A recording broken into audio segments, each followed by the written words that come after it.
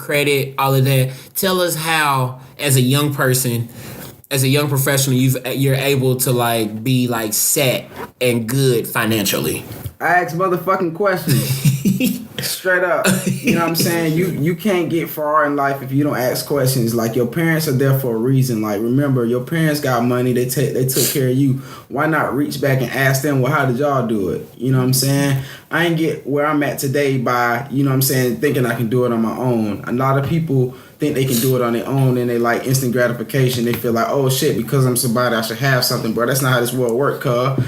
You know what I'm saying? You got to put that hard work in. You know what I'm saying? You got to ask questions. You know what I'm saying? Me personally, you know, I walk in my own light. I really don't kind of talk to no other person but my family. You know what I'm saying? Because that's who I trust with. You really can't trust a lot of people when it comes to making life decisions. And by the way, black people, finances is a life decision, because this is true. The decisions you make with your finances depict how you live later on in life. And if you don't understand that, then you're going to have troubles, you know, trying to have a comfortable life when you're older. So let's put a pin in that. So, did you go to college? I went to TCC. Which is Tallahassee Community College, everybody. And do you have student loan debt? Yes, only $6,000. Man, what a fucking blessing. Killing niggas. So, how do you only have $6,000 of student debt? Inform us. Okay, so I'll inform you of my irrational decision. I chose to stop going to school and join the workforce.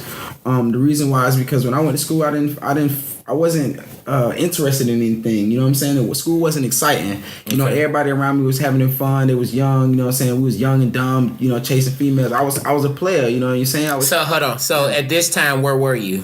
I was in Tallahassee. Okay, so you was in. I'll just make sure you wasn't still on the West Coast. No, you was in Tallahassee. Yeah. Okay. You know, so I was caught up, and you know what I'm saying, I was intrigued about stuff that was outside of school. You know what I'm saying? I wanted to, you know, be involved in stuff that was away from the academics, the rigor. You know what I'm saying? Having to come to an environment and be in this structured environment for several hours in the day to be taught stuff that I know I can learn outside of this classroom environment, and be able to, you know, interpret it better, you know, on my own accord. You know what I'm saying? But that's just my mind of wanting to gather information. But I decided to, you know, go out and just kind of take a break, you know what I'm saying? But I end up finding my way into technology because that's what I had grew up doing. I always was into different types of technology. If it wasn't construction technology, being like when I was a kid, I had Legos, you know, building shit, you know, learning about blueprints and schematics and things like that.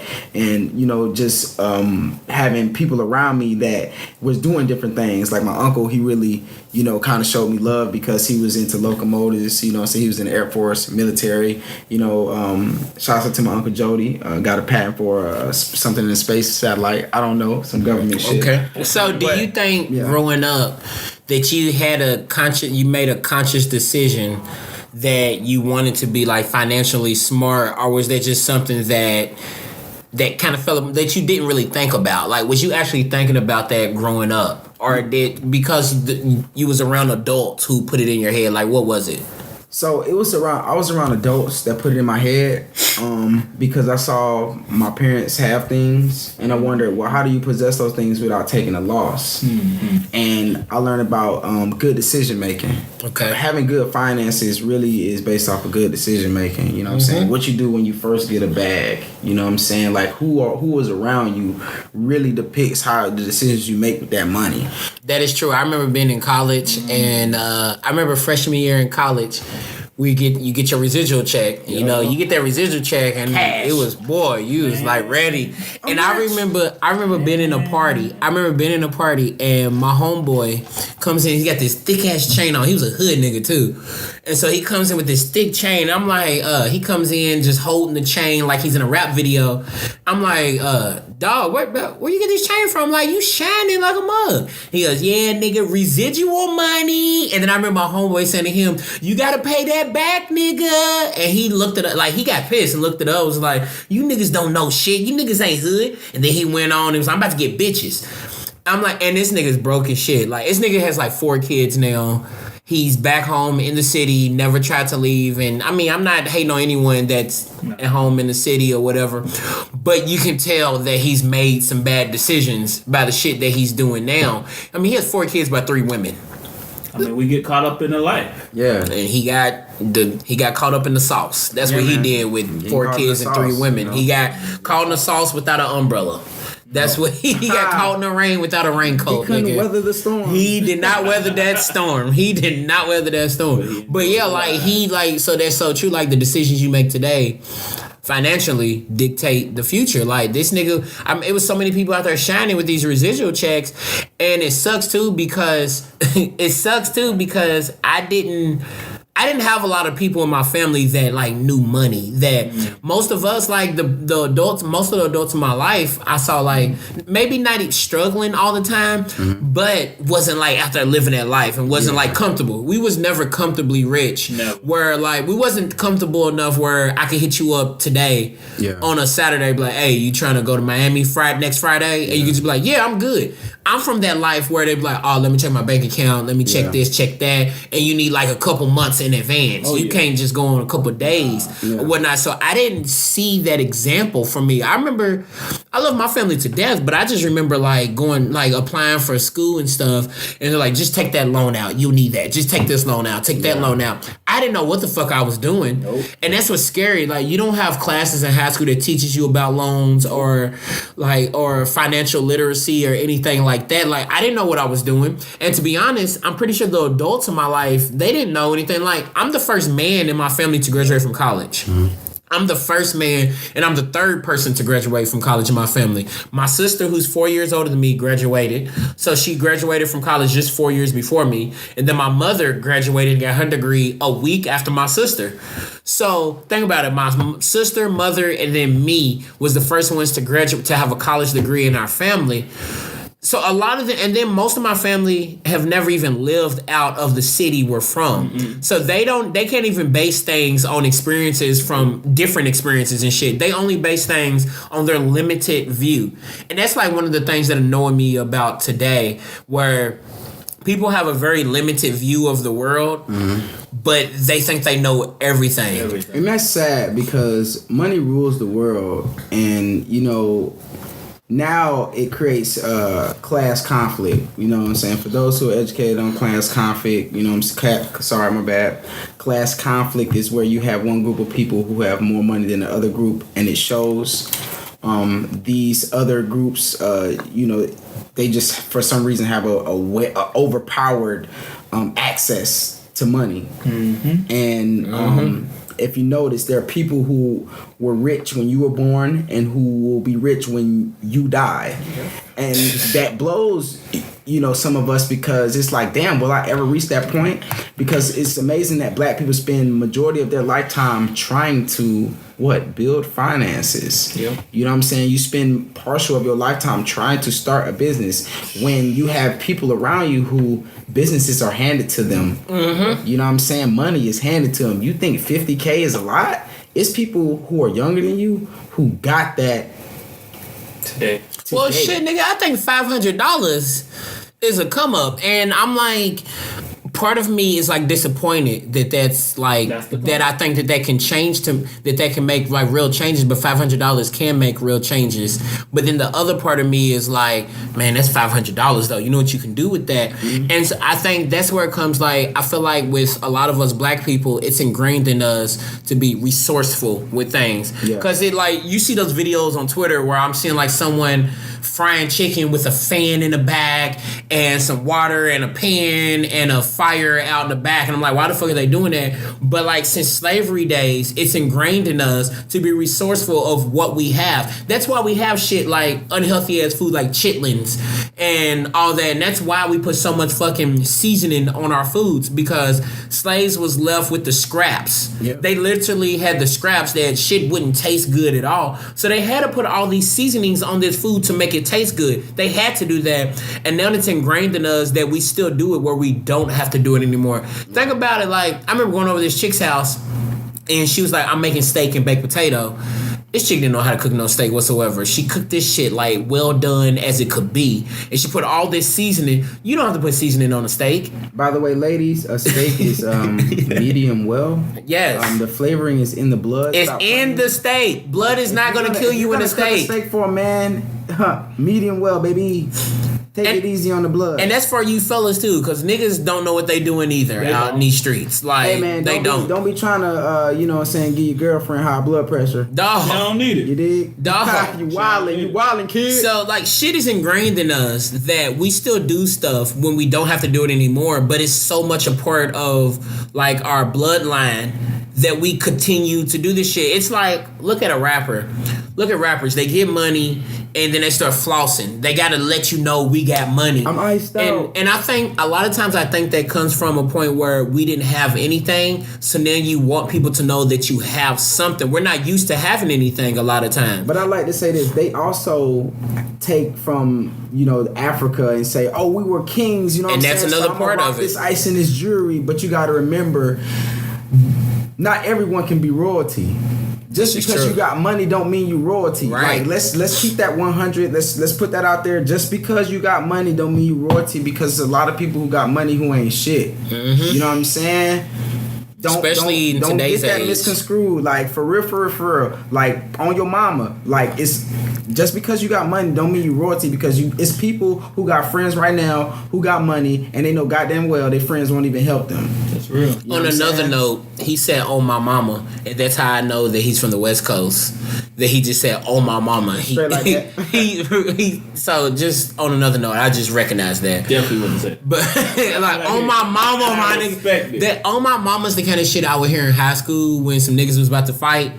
And like you can tell that it was leading up to a fight. We on the school bus. like you can sense. Like you feel a fight is coming, bro. I don't think I ever heard that before. Oh shit! I used to hear that in high school. Like Listen, I knew who I was growing up as a kid, because you know what I'm saying, like when you recognize who you supposed to be, that shit ain't gonna never change. You know what I'm saying? It's a lot of people out here living behind a facade, living like I tell females, if you wear a lot of makeup, baby, you hiding from me. I can't trust you. You are the feds. So that's another thing then, and we're gonna ask that dude the question first. Like, so that just made me think when he said when you know who you are, like, have you gotten to that stage yet where you know who you are? And if yes, when did you get that stage? And if no, why do you think you haven't hit that stage where you think you know who you are yet?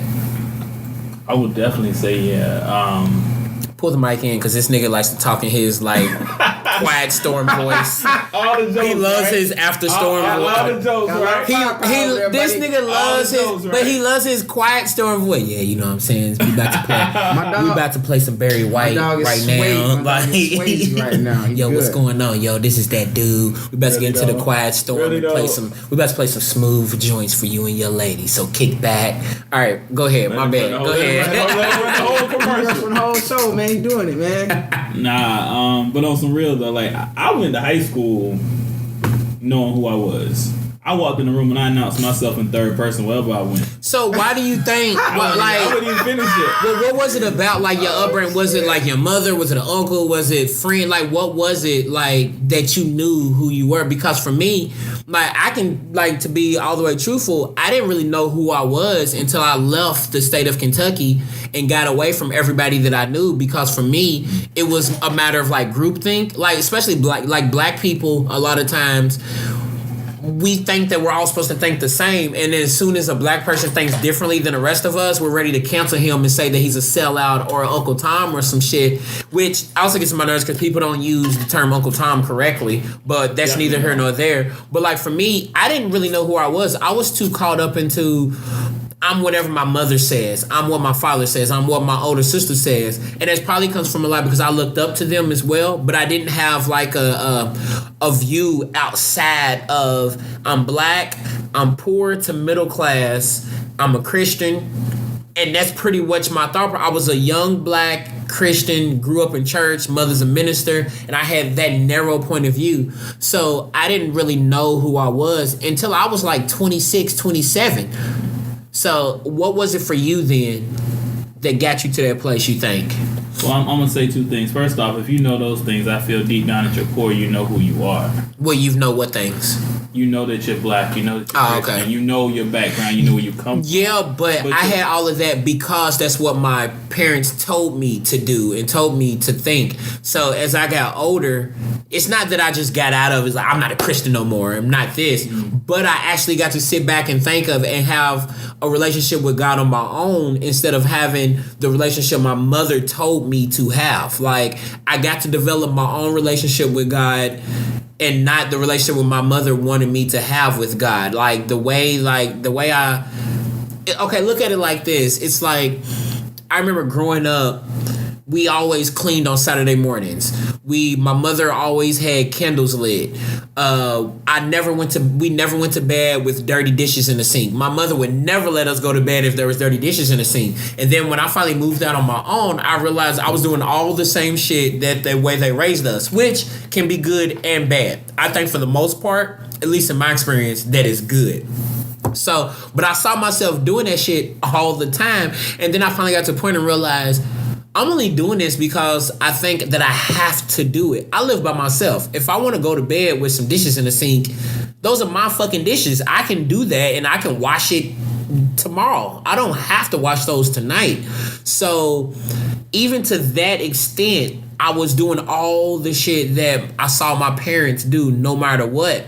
So I didn't develop my own habits. I didn't develop my own thought process. Like even for me, and it's different for everybody, but for me, I felt like growing up back home, I was weak-minded. And I thought however my family wanted me to think, my closest friends wanted me to think, and that's not healthy because that's why I look at it as I was scared to leave Kentucky. I was legit scared. Like, I was really scared. So, like, even to the point where I wouldn't even apply for jobs outside of, like, Tennessee, Kentucky, Indiana, because I had convinced myself that you're not ready to leave, to move that far away from the people you know. You can't do it. Because I had developed this dependency on my family because I had their thought processes. I didn't have my way of thinking. I had their way of thinking inside my head.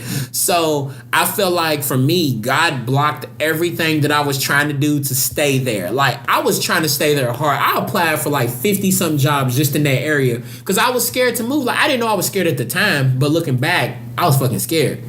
So I feel like God was like, look, if you want to be a man on your own and think for yourself, I'm blocking everything here, and you're going to have to get the hell out of here and move 500 miles away from everybody you know to become your own man. And it was when I got here, then I started realizing, oh, actually, I do think differently about that. Or I do have this opinion on this. Oh, I think differently than my family on this. And sometimes they can be shitty because they're stuck in their ways and they're not used to this person here that has this type of opinion. I get people all the time that was used to me telling the same type of joke back in 2012, and I talk to them again in 2018 and they say the same joke, and I'm like, well, what are you talking about? Because I forgot. And they're like, and they're shocked. They're like, oh, I guess you think you're different now.